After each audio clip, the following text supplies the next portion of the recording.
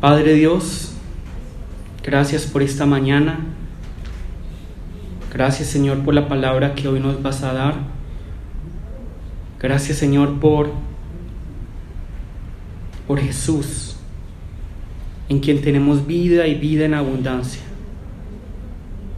en quien tenemos saciada nuestra sed y nuestra hambre, en quien podemos encontrar camino hacia ti. Padre Dios, permite que las palabras que yo hoy voy a hablar no salgan de mí, sino que yo me convierta únicamente en un megáfono que pronuncia tus palabras. Padre Dios, ayúdame para que no sea con mi sabiduría, sino la tuya. Oramos en el nombre de Jesús. Amén. Seguramente muchos de ustedes han escuchado alguna vez este pasaje bíblico, y de hecho es uno de los más hermosos y también uno de los que más nos permiten conocer el carácter de Dios. Entonces vamos a estudiar pasaje por pasaje. Ustedes saben que yo prefiero hacerlo así, pasaje por pasaje, para que nos limitemos al texto, para que sea el texto el que hable y no yo. ¿Listo? Vamos entonces a Juan 7:53. Y cada uno se fue a su casa. Así es como gracioso que comencemos ahí como el capítulo 7, pero hay una continuidad, ¿cierto? Y el capítulo 7, versículo 53 nos dice: y cada uno se fue a su casa. ¿Y dónde estaban todos? En una fiesta. ¿Cuál fiesta? La fiesta de los tabernáculos. Entonces todos estaban en la fiesta de los tabernáculos, y cuando termina la fiesta de los tabernáculos, nos está diciendo la palabra que ¿qué hacen? Cada uno se fue a su casa. Ahora capítulo 8, versículo 1. Y Jesús se fue al monte de los olivos. Entonces vemos un contraste. Aquí cada uno de los judíos se va a la casa, la multitud se va a la casa, pero ¿dónde va Jesús? Al monte de los olivos, que luego vamos a ver qué ocurre con este monte de los olivos. Pero sabemos que Jesús entonces se fue a buscar esa presencia del Padre. Versículo 2. Y por la mañana volvió al templo, y todo el pueblo vino a él, y sentado él les enseñaba. Entonces nosotros vamos a ver que el capítulo 7 termina ¿cómo? Con la fiesta de los tabernáculos. ¿Y cómo comienza? Jesús no va a la casa de nadie, sino que Jesús va al monte de los olivos. Allí seguramente está buscando la presencia del Señor. Aquí no nos dice exactamente para qué fue, pero podemos deducir que seguramente estaba con el Padre. Y el versículo 2 nos dice que al otro día, ¿dónde está Jesús? Jesús está en el templo. ¿Por qué nosotros vemos que hay como una separación? ¿Por qué capítulo 7? Más bien hubieran pasado ese capítulo 7, versículo 53, en el capítulo 8, ¿cierto? Pero lo que nosotros tenemos que entender es que aquí hay como una continuidad. Hay una continuidad. Algunas personas dicen que la historia de esta mujer realmente no hace parte de la Biblia. Yo pienso que sí, pero entonces vemos como una continuidad, ¿cierto? Hay una continuidad en lo que ocurrió en la fiesta de los tabernáculos y lo que va a pasar en este momento. Hay una continuidad. ¿Y cuál es la continuidad? La continuidad nos está diciendo que hay un pueblo, que hay unos líderes religiosos que aman a Jesús o lo odian. Lo odian, lo detestan, tienen un gran resentimiento hacia él.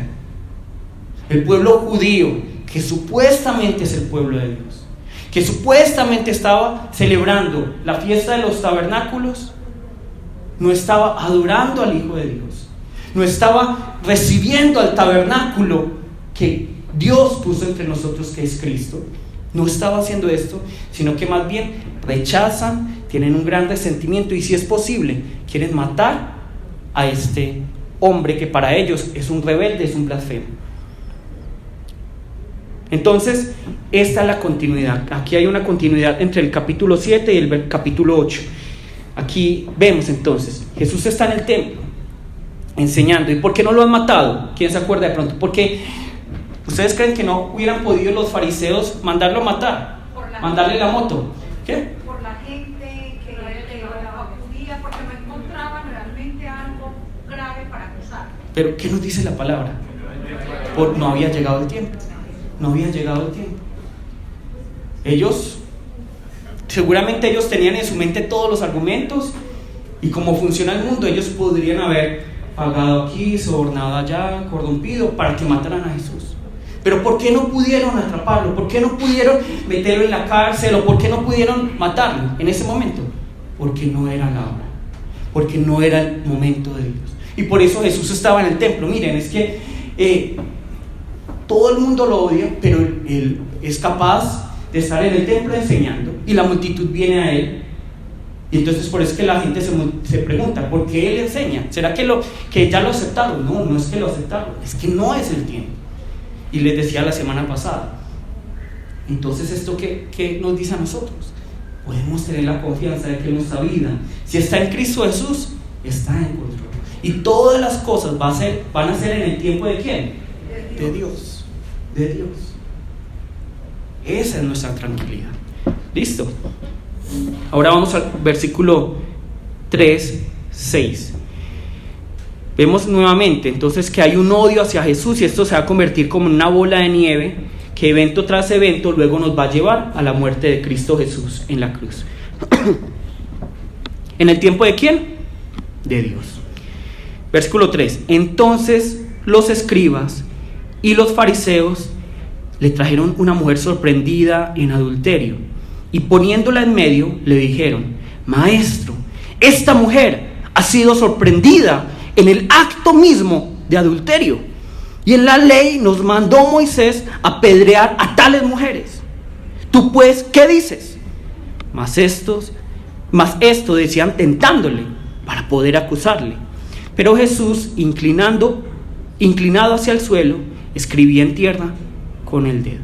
Entonces, aquí se nos está presentando a los líderes religiosos, a los escribas, a los fariseos. Y ellos, nos dice aquí la palabra, ¿qué es lo que hacen estos escribas y fariseos? Descubren a una mujer que está en adulterio, e inmediatamente, ¿qué hacen? La traen ante Jesús. Aquí miren lo que dice aquí la palabra. Nosotros la descubrimos en ese momento. Entonces, ¿cómo traen a la mujer? Desnuda, avergonzada. Imagínense, uno que ve las películas o en las series, en los dramas, en las series, en las novelas, cuando el hombre le está poniendo los cachos a la mujer y viene la mujer, ¿cómo se siente el hombre? Ay, mi amor, yo me equivoqué, no es lo que tú piensas. Ahora imagínense, no la esposa, sino un grupo de hombres religiosos trayendo a la mujer casi desnuda, arrastrándola hasta no sabemos dónde, desde dónde, y la ponen en medio de toda la gente. ¿Cómo se sentirá esta mujer? ¿Cuál es el corazón de esta mujer? Ahora, yo les pregunto, ¿será que los escribas y fariseos se equivocan al decir que debe ser apedreada? ¿Sí o no? No. Vamos a buscar Levítico 20:10 y vamos a ver que aquí ellos mismos están incumpliendo la ley, pero es por su chauvinismo, por su deseo de acusar a Jesús, de tentar a Jesús. ¿Listo? Vamos a buscar Levítico 20:10.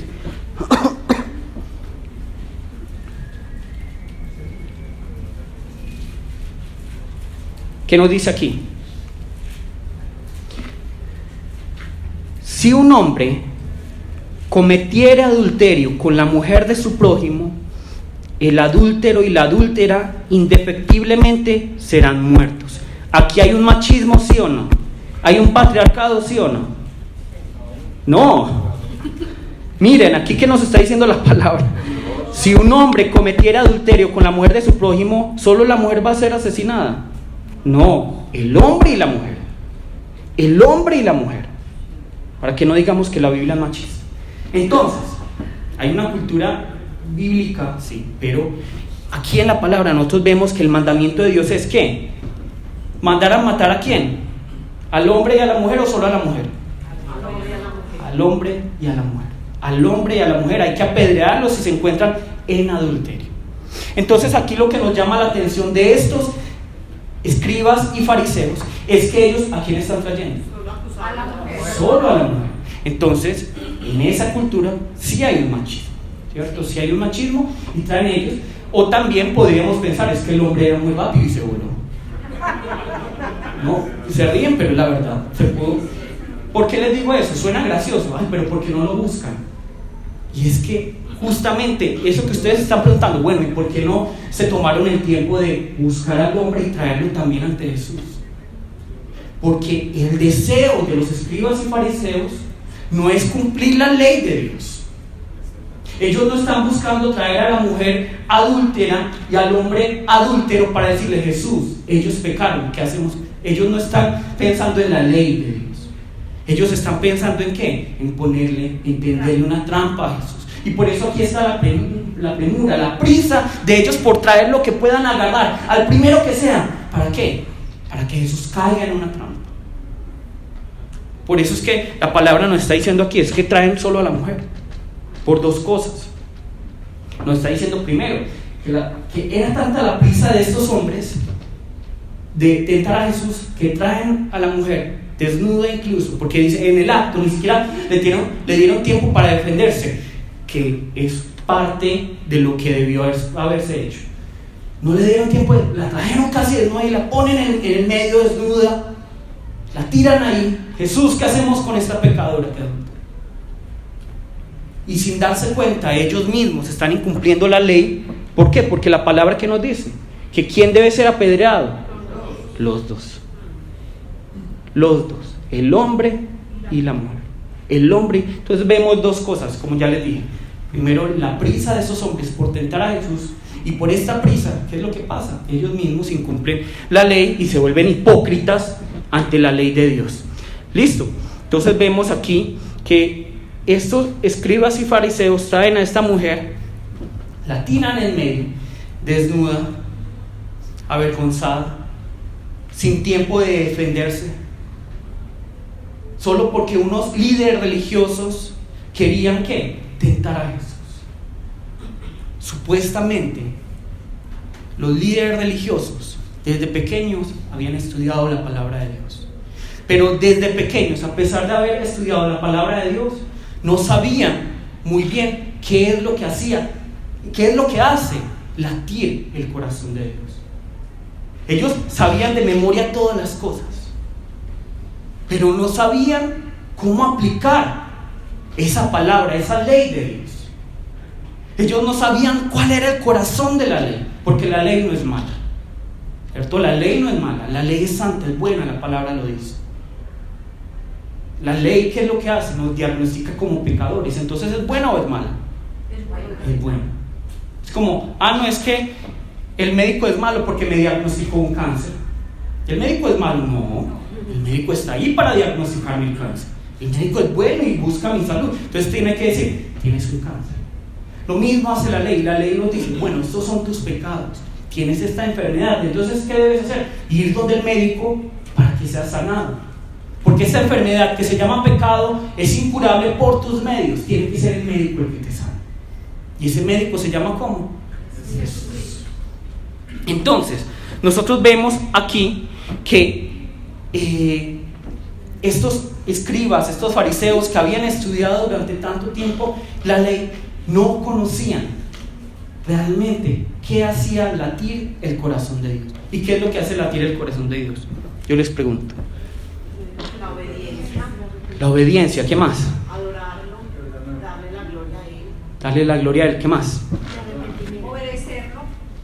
Pero ¿por qué hacemos todo eso? ¿Por qué obedecemos? ¿Por qué nos arrepentimos? ¿Por qué venimos aquí? Por la vida. La vida. ¿Qué es lo que hace latir el corazón de Dios? La vida. Y por eso yo les quiero preguntar a ustedes, ¿por qué envía Jesús? ¿Por qué envía Dios, el Padre Dios, a Jesús al mundo? ¿Para darnos qué? Vida eterna. Vida eterna. Eso es lo que hace latir el corazón de Dios. Y lo digo en esas palabras para que lo entendamos. Entonces, ¿será que Dios tiene corazón? Entonces, no nos pongamos no le busquen cómo discutir. No. Entendamos. No seamos malos, no seamos vanos. Entonces, ¿por qué envía Dios el Padre a Jesús al mundo? Para darnos vida, vida eterna. ¿Ustedes por qué vienen al culto? ¿Por qué vienen a la iglesia? Para escuchar, para celebrar la vida. Y para obedecer los mandamientos. ¿Pero por qué obedecemos? Porque tenemos vida, ¿cierto? Entonces todo se resume en la vida. Si no hay vida, no hay obediencia. Si no hay vida, no podemos venir aquí. Nosotros en el culto estamos celebrando ¿qué? La vida. Eso es lo que el Señor quiere, la vida. Porque el Señor nos manda el arrepentimiento. ¿Por qué? Para que tengamos vida. ¿Ustedes han visto la vida de una persona que no perdona? No tiene vida. Entonces nosotros tenemos que entender, el culto, la iglesia, no es para decir, bueno, es que esto está bien o está mal, como en muchas partes. Es que la iglesia es, ¿qué nos imaginamos? ¿Qué se imagina la gente cuando va a la iglesia? Allá me van a decir, no puedo tomar, no puedo fumar, no puedo hacer aquello, tengo que hacer esto, tengo que hacer aquello. Eso es lo que nos imaginamos de la iglesia. Moral y ética, moral y ética, moral y ética. Pero ¿en qué consiste realmente la iglesia? Es dar vida. ¿En qué consiste el mensaje de Jesús? Esto es vida y esto es muerte. De hecho, si nosotros nos ponemos a pensar un momento en los mandamientos de Dios, nos vamos a dar cuenta que todos ellos tienen que ver con la vida. ¿Por qué será que Dios dice, no tendrás dioses ajenos? ¿Por qué? Porque Él solo quiere que lo adoremos a Él. Porque realmente hay Pero, un solo Dios. O solamente hay un solo Dios. Lo demás es mentira. Solo en Él hay vida. Es porque solo Él puede dar vida. Amén. Solo Él puede dar vida. El dinero no da vida, los otros dioses no dan vida, en este mundo nadie da vida. Solo Dios da la vida. Él es el autor de la vida, Él es el que tiene la autoridad sobre la vida. Solo Él. ¿Por qué será que Dios nos manda a cumplir el día de reposo? ¿Por qué? ¿Qué? Para celebrar la vida. Ustedes han visto una persona que nunca reposa, no tiene vida. ¿Por qué será que Dios dice, bueno, no adulterarás? ¿Por qué? Porque estamos en pecado, vivimos en pecado. La respuesta, hemos dicho vida, vida, vida. Se daña la vida. Con el adulterio, es que miren, pónganse a pensar que si vemos los mandamientos de Dios, todos son beneficiosos para nosotros. Cuando uno como médico, cuando le pregunta al paciente, uno tiene que preguntar, ¿y cuántas parejas sexuales tiene usted? ¿Por qué? ¿Por qué? Porque si yo tengo muchas parejas sexuales, tengo un mayor riesgo de ¿qué? De enfermedades sexuales. Entonces Dios dice, no vas a tener una persona, una pareja. Ay, pero es que Dios, el poliamor, es que Dios sí es anticuado, que es que Él no sabe, que es que uno tiene que ir probando a ver qué le gusta. Y suena gracioso, pero así está yo tengo que probar a ver si me gusta, si no, entonces, chao. Pero nosotros vemos, incluso como médico, yo estudiando medicina, con razón el Señor dice, no hagas esto, no hagas aquello. Porque Él nos ama, porque Él sabe qué es lo mejor para nosotros. Pero nosotros somos tercos y decimos, no, yo sé qué es lo mejor para mí. ¿Qué es lo mejor para mí? Nosotros no sabemos qué es lo mejor para nosotros. Yo ya se los he dicho, cuántas veces nosotros, creyendo que es lo mejor para nosotros, nos acercamos a una persona y le decimos, Señor, por favor, yo quiero que esa persona sea mi novia, yo quiero que esa persona esté conmigo. Y luego digamos que el Señor en su forma, en su sabiduría de mostrarnos que nos estamos equivocando, permite que estemos con esa persona. Y luego nos damos cuenta que la otra persona es un desastre y uno también. Señor, ¿Tú por qué permitiste esto? Tú eres muy mal. Tú eres muy mal. Nosotros no sabemos qué es lo que queremos. Por eso estamos en una vida tan desorganizada. Por eso estamos viviendo una vida tan desorganizada. Nosotros no somos libres realmente. No tenemos libertad fuera de Cristo, ¿cierto? Entonces, vemos aquí que ¿qué es lo que hace latir el corazón de Dios? La vida. ¿Nosotros por qué evangelizamos? ¿Para llenar la iglesia y que haya más diezmos y ofrendas? Para dar vida, para que la otra persona tenga vida. Y vida en abundancia, que solo la puede dar Cristo. Entonces, nuevamente, si yo les pregunto, bueno, ¿qué hace latir el corazón de Dios? La vida.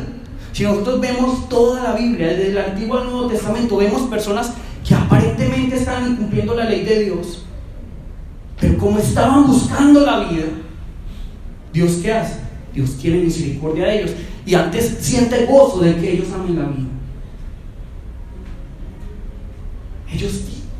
Dios tiene un gozo grandísimo al ver que estos hombres buscan la vida que está en ¿quién? En Jesús. Listo. Sigamos aquí. Entonces, vamos a leer lo que nos dice el versículo 6.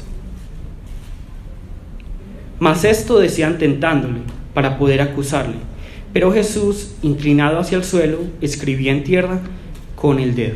¿Cierto? Entonces, vemos aquí que ¿cuál era la motivación de estos fariseos y escribas? ¿Era cumplir la ley de Dios? Era tentar a Jesús. Era tentar a Jesús, ¿cierto? ¿Cómo podían tentar ellos a Jesús? ¿Cómo podían tentar ellos a Jesús? Sí, por eso, pero ¿cuál es la trampa ahí? Ellos tiran a la mujer.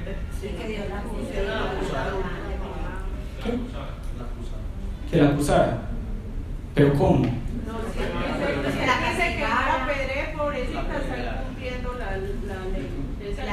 Eso, entonces, primero, si él dice, no la apedreen, él está en contra de la ley, ¿cierto? Él está en contra de la ley. Entonces, ¿qué va a pasar con todos los que le están escuchando?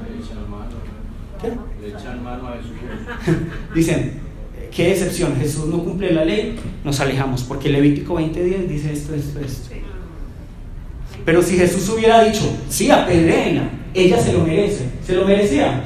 Sí, pero apedréenla. ¿Hubiera hecho lo correcto?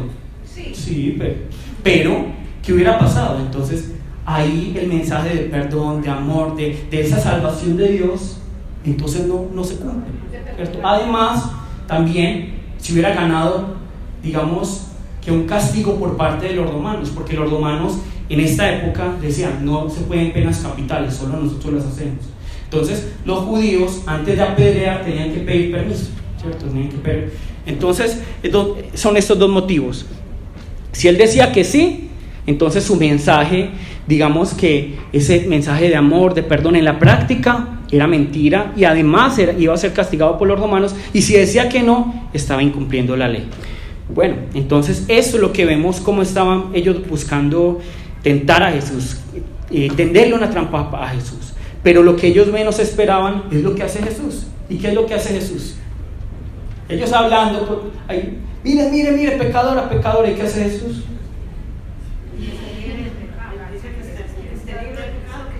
Pero ¿qué es lo que hace? Inmediatamente miren lo que dice. Versículo 6, vamos a leer versículo 6. Versículo 6 al 8. Más esto decían tentándole para poder acusarle. Pero Jesús, inclinado hacia el suelo, escribía en tierra con el dedo. Y como insistieran en preguntarle, se enderezó y les dijo: el que de vosotros esté sin pecado, sea el primero en arrojar la piedra contra ella. E inclinándose de nuevo hacia el suelo, siguió escribiendo en tierra. Entonces, ¿no les parece muy gracioso? Es como si yo fuera ante un juzgado y dijera: señor juez, mire, esta persona es culpable. Y el juez: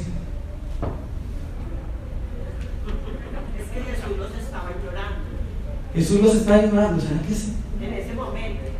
¿Será que Jesús los está ignorando? Entonces nosotros tenemos que pensar, ¿será que Jesús está haciendo tiempo? ¿Será que Jesús estaba haciendo dibujitos? Y es ahí donde nosotros tenemos que entender, y yo se los he dicho muchas veces, que Jesús no actúa libremente. Jesús actúa según ¿qué? Las Escrituras. Jesús actúa según las Escrituras. Entonces, todo lo que Jesús hace tiene un soporte en el Antiguo Testamento, ¿cierto? ¿Alguien sabe de pronto? ¿Alguien sabe de pronto? Vamos a buscar Jeremías 17:13.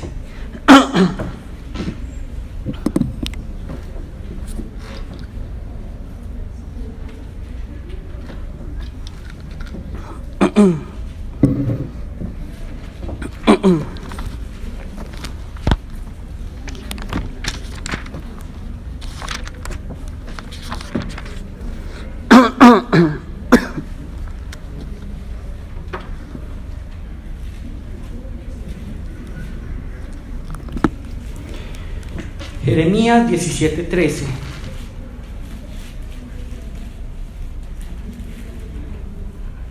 ¿Qué nos dice aquí? Oh Jehová. No lo hemos encontrado. Sí, ya.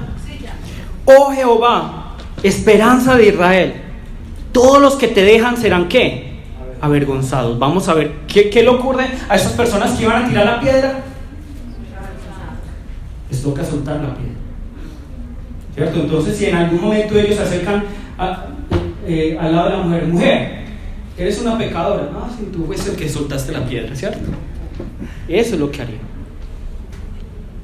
Oh Jehová, esperanza de Israel. ¿Qué significa Jehová? Yo soy, ¿cierto? Entonces, cuando decimos Jehová Jireh, Jehová Nishi, realmente no es malo, decimos yo soy Jehová, eso es, ¿listo? Oh Jehová, esperanza de Israel, todos los que te dejan serán avergonzados, y los que se apartan de mí, ¿de quién será ese mí? De Jesús. Es como aquí se está profetizando, los que se apartan de Jesús serán ¿qué?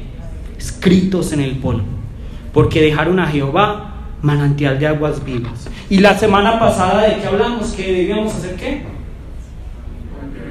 Beber de Jesús, porque Él es el ¿qué? El agua, el vida. Entonces miren, aquí la palabra nos está diciendo: oh Jehová, esperanza de Israel, todos los que te dejan serán avergonzados, y los que se apartan de mí ¿qué? Serán escritos en el polvo, porque dejaron a Jehová manantial de aguas vivas. Entonces, para nosotros los extranjeros, como no nos conocemos todo el Antiguo Testamento de pe a pa, no lo estudiamos desde pequeños, no relacionamos con esto. De pronto ustedes, los que no han visto nada de la cultura coreana, ¿saben qué significa esto? Corazón. Es un corazón, ¿cierto? Pero ustedes van a Corea y le hacen así, corazón. Aquí de pronto, me estás insultando, ¿qué significa esto? ¿Cierto? Pero aquí eso es corazón. Ay, te quiero mucho, así. Te quiero mucho. Los coreanos lo entienden, de pronto los colombianos no.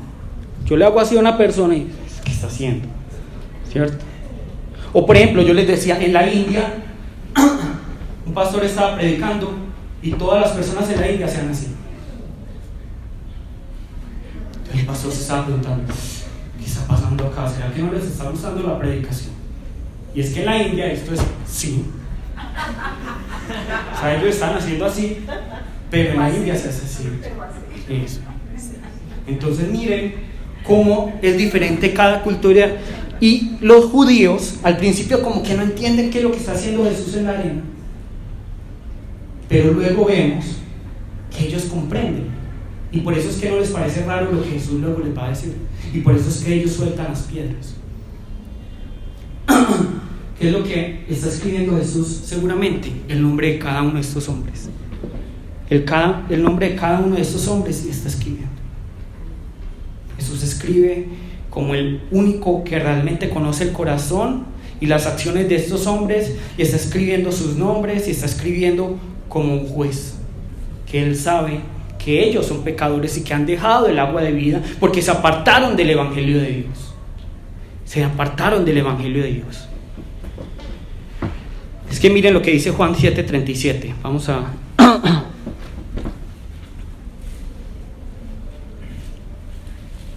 Juan 7, 37, 38. Lo vimos la semana pasada.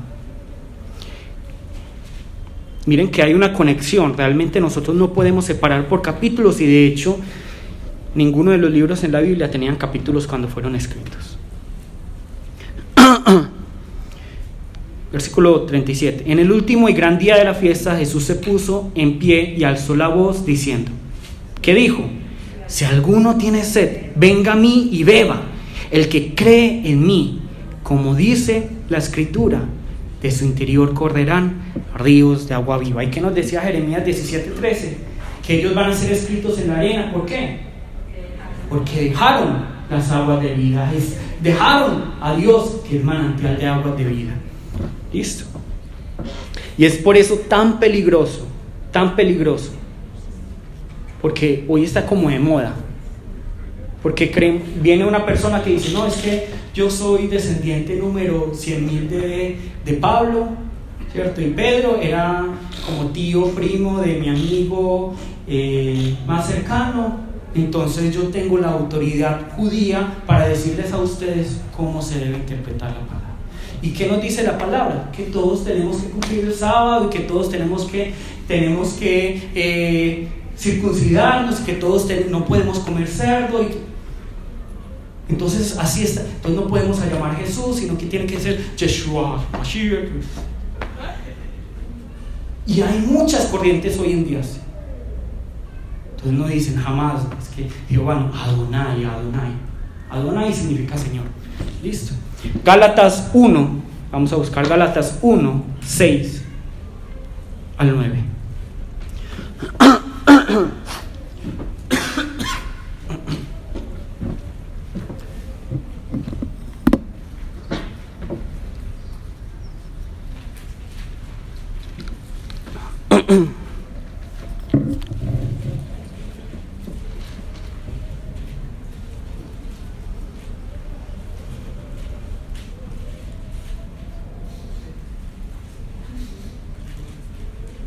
Gálatas 1, 6 al 9.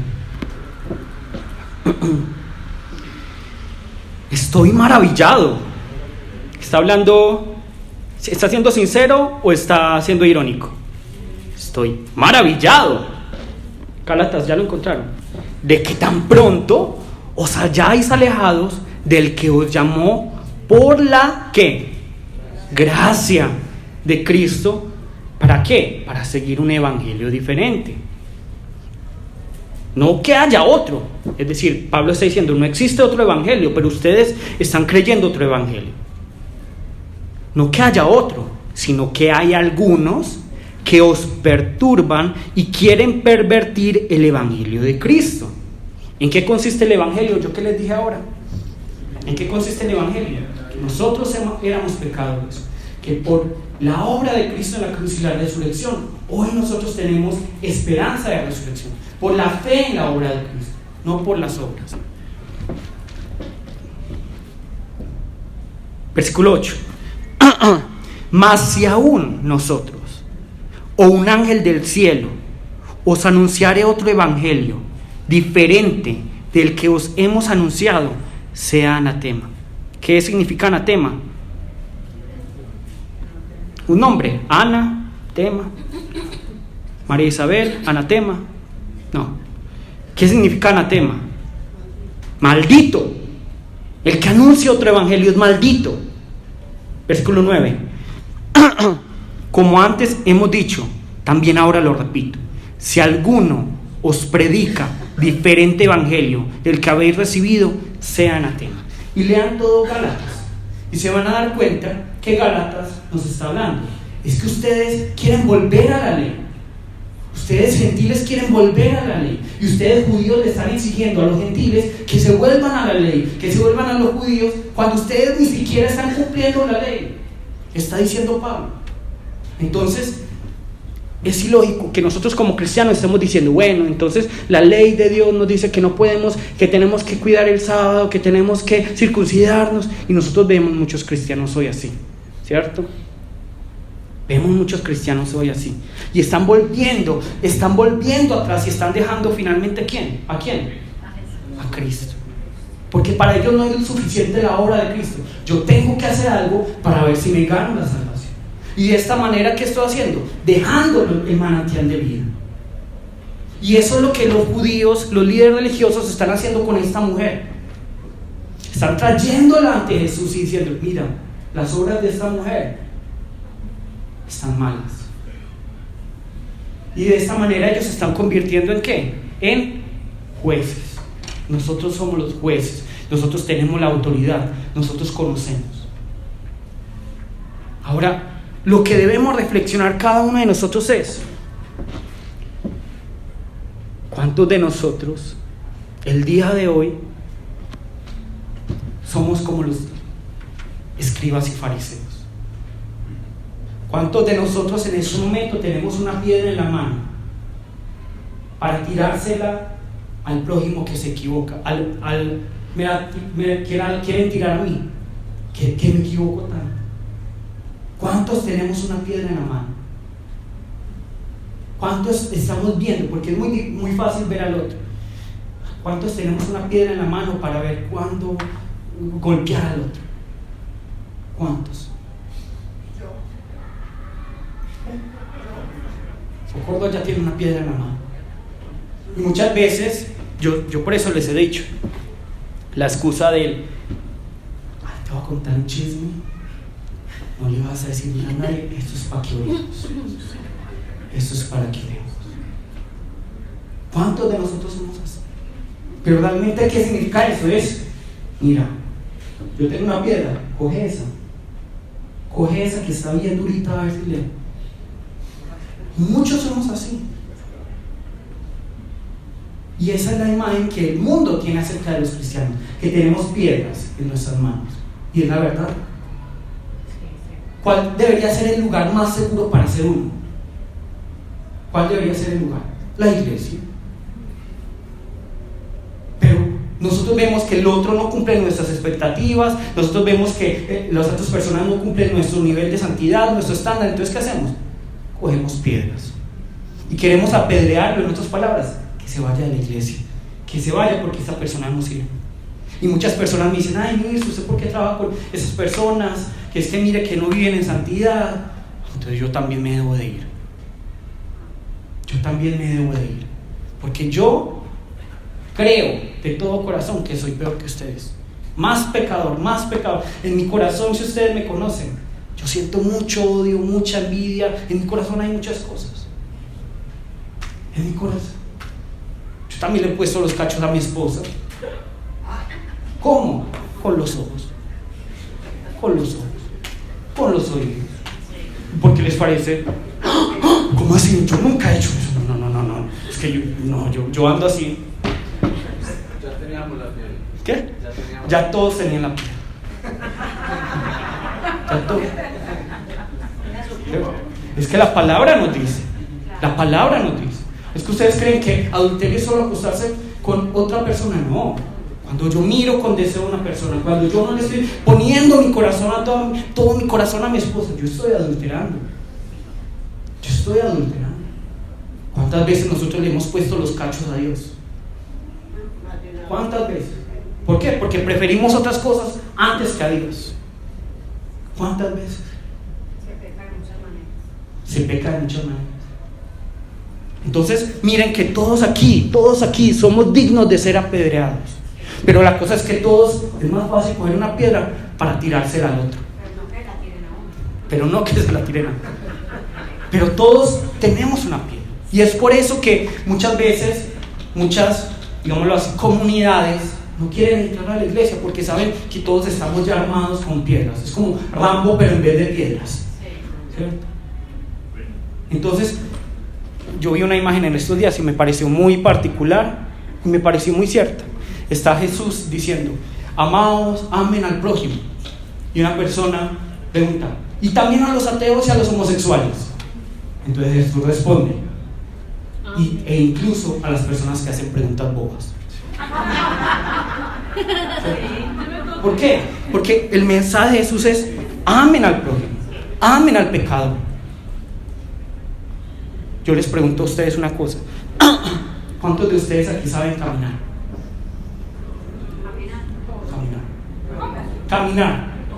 Todos saben caminar. No, la verdad es que muchos sabemos andar, pero no todos sabemos caminar. De hecho, si uno ve a los profesionales de postura, y ellos le dicen, muchas de las personas tienen muchos dolores en el cuerpo por no saber caminar. Solo si corrigen su caminar, se van muchos dolores del cuerpo. Muchos dolores.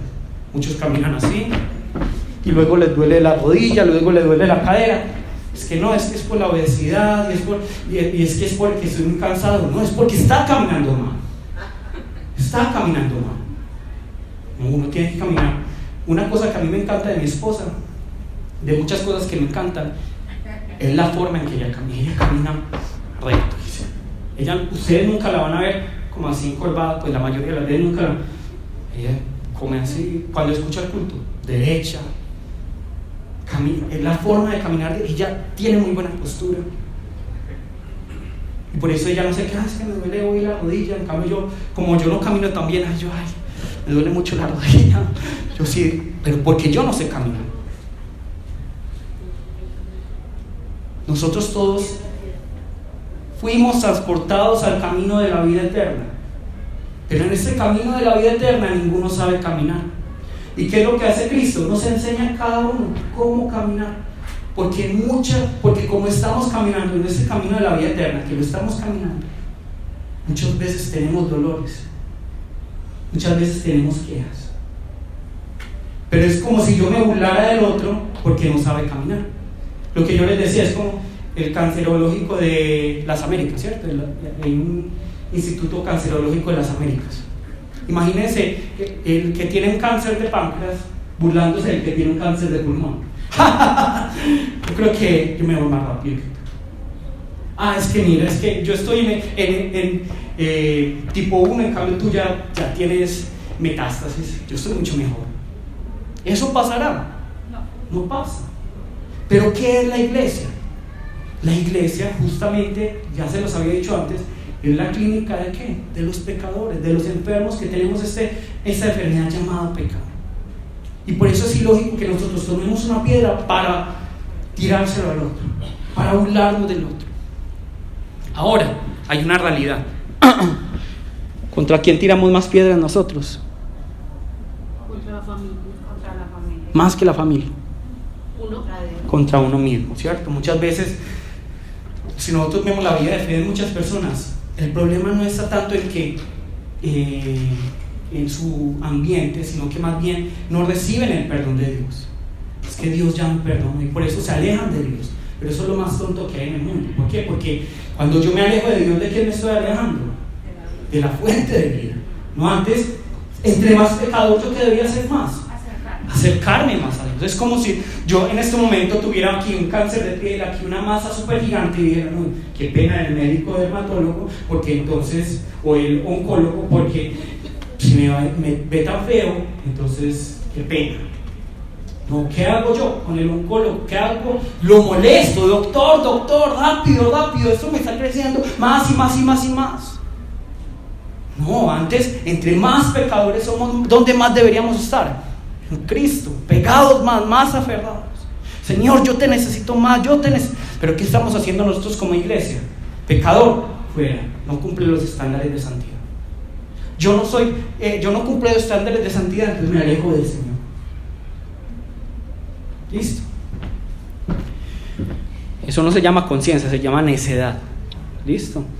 Bueno, sigamos. Vamos a versículo 9.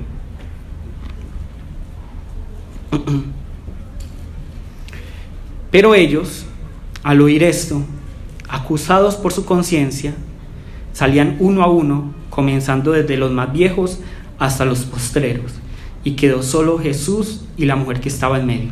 Entonces, todos lo leímos. Listo.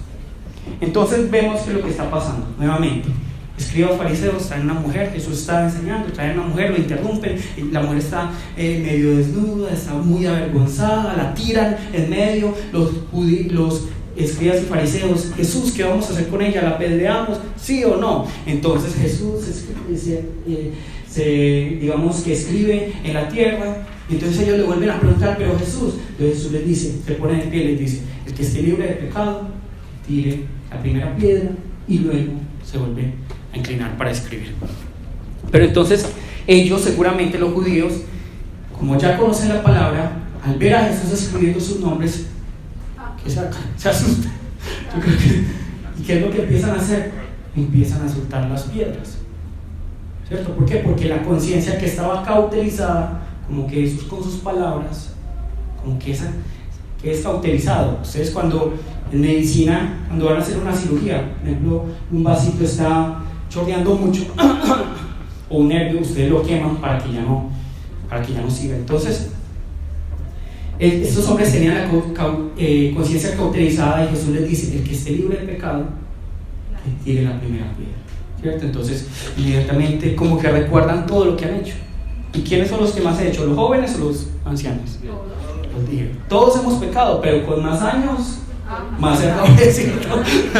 Más errores, no es que sean más malos, a más errores se ha cometido en la vida, ¿cierto? Entonces, por eso la palabra dice que cada uno fue soltando la piedra, y primero se iban ¿quiénes?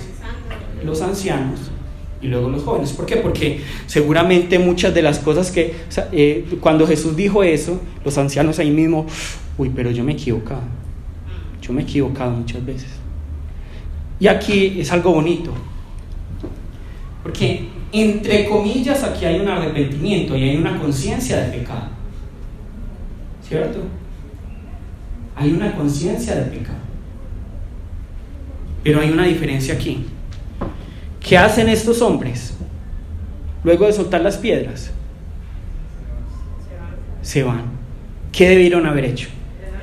Quedarse. Jesús, ¿sabes qué? Tienes toda la razón. Me postro ante ti y pido perdón. Yo también necesito. Eso es lo que debieron haber hecho. Pero entonces ahí vemos qué es lo que hace la mujer. Versículo 10. Enderezándose Jesús, y no viendo a nadie sino a la mujer, le dijo: mujer, ¿dónde están los que te acusaban? ¿Ninguno te condenó? Ella dijo: ninguno, Señor. Entonces Jesús le dijo: ni yo te condeno, vete y no peques más. Es muy interesante que la Biblia traiga a una mujer adúltera delante de Jesús. ¿Por qué? Porque para los judíos uno de los pecados imperdonables era el adulterio, y por eso la tenían que apedrear. Entonces yo les quiero preguntar a ustedes, ¿cuál es el pecado imperdonable para ustedes? Cada uno tiene un pecado imperdonable. Que a mí me ponga los cachos, son amados. Un puño, eso jamás. La mentira, eso jamás.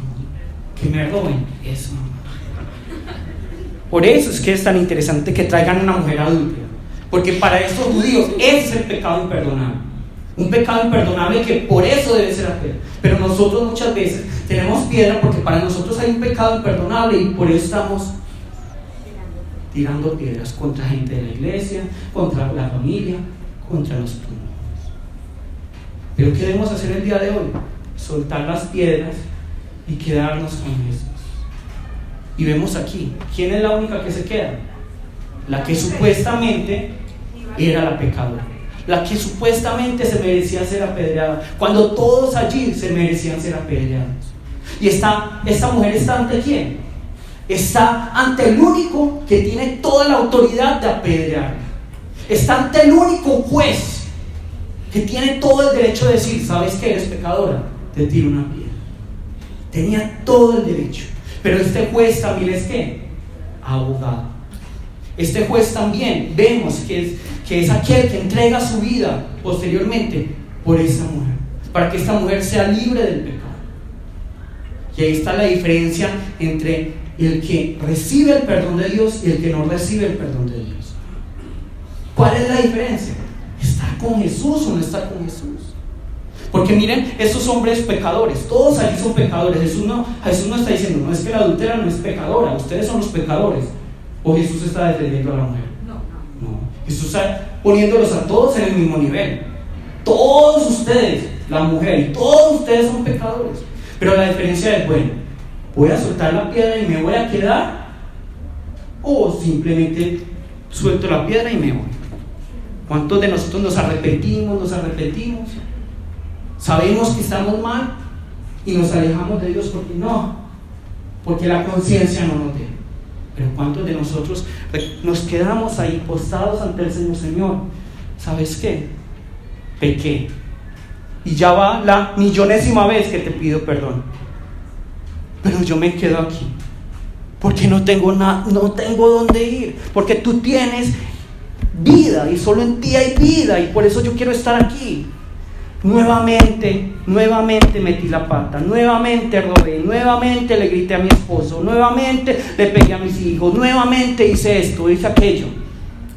Pero aquí estoy, Señor, porque tú tienes vida. Y ahí es donde está Jeremías 17:13. Cuando yo tengo sed, ¿qué debo de hacer? Ir a tomar agua. Pero muchos dicen, no, es que yo tengo sed, pero qué pena con el vasito de agua. Todos los días ahí besándolo para que a ver me da un poquito de agua. Qué pena. No, nadie sin pena, uno va, agua, tengo sed, agua. De la misma manera, Señor, me equivoqué. En mí hay muerte, en mí hay este pecado. Vengo a ti porque necesito saciar mi sed. Vengo a ti porque tú tienes la vida. Vengo a ti. ¿Cuántos de nosotros cuando estamos enfermos vamos delante del Señor? Señor, estoy enfermo, llena mis células de vida. ¿Cuántos? Vamos a Jesús, seamos diferentes. ¿Y qué dice Jesús? Miren lo que dice aquí, versículo 11. Ella dijo, ninguno, Señor. Entonces Jesús le dijo, ni yo te condeno, vete y no peques más. Y ese es el mensaje para cada uno de nosotros. Yo ya pagué por ti. Yo ya pagué por ti. ¿Y quién es el único avergonzado ahí? ¿Quién es el único desnudo ahí? ¿Quién es el primero que debió haberse ido corriendo para vestirse al menos? La mujer. ¿Cierto? Imagínense, es que es muy bueno estar desnudo en la cama. Ahorita, antes de salir a punto de clase, se quitan la ropa a ver y salen a la calle a ver si no les da pena. La primera que debió haber, ay sí, ay bueno. No, pero ella se queda en Jesús. Jesús, tú tienes la vida, tú tienes el perdón, en ti está la redención, contigo yo me quedo.